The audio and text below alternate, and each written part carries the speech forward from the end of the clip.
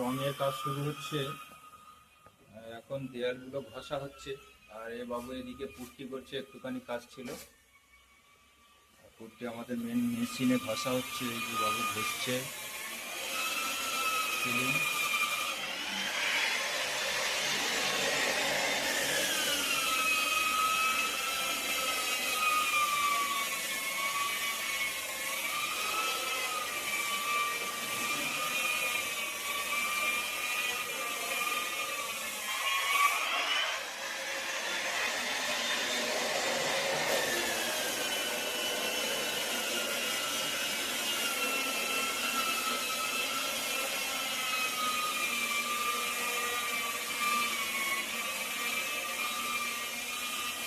কই মিস্ত্রি, ঠিক আছে তো?